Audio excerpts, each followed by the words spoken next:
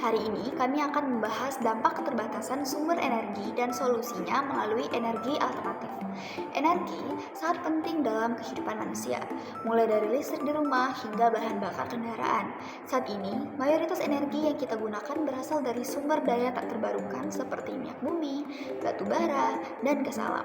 Masalahnya, sumber energi ini semakin menipis karena tidak dapat diperbarui dalam waktu singkat. Jika terus digunakan tanpa solusi, kita akan menghadapi krisis energi yang berdampak luas.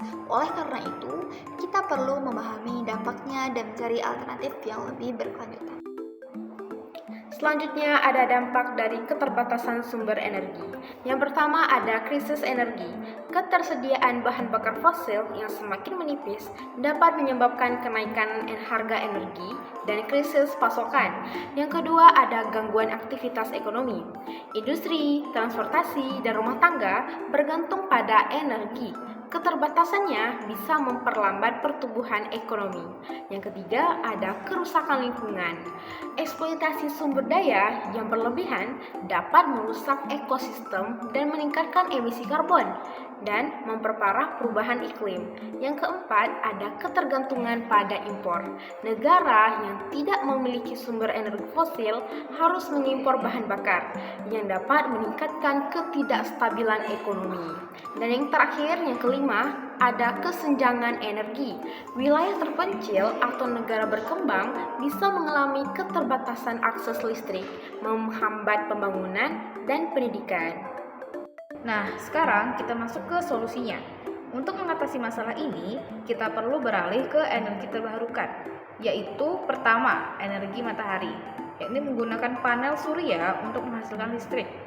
Yang kedua adalah energi angin, yakni menggunakan turbin angin untuk mengonversi angin menjadi listrik. Nah, yang ketiga adalah energi air, yakni hidroelektrik, dengan memanfaatkan aliran air untuk menghasilkan tenaga listrik. Dan yang terakhir adalah biomasa, yakni menggunakan limbah organik sebagai sumber energi. Nah, energi alternatif ini lebih ramah lingkungan dan berkelanjutan, sehingga bisa menjadi solusi jangka panjang untuk menggantikan energi fosil. Langkah nyata dan kesimpulan. Agar transisi ke energi terbarukan berhasil, kita perlu melakukan beberapa langkah nyata.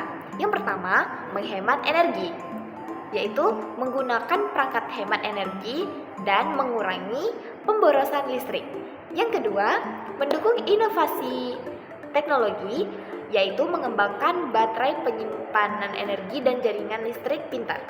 Yang ketiga, mendorong kebijakan energi hijau, yaitu pemerintah harus memberikan insentif untuk energi terbarukan dan mengurangi ketergantungan pada bahan bakar fosil.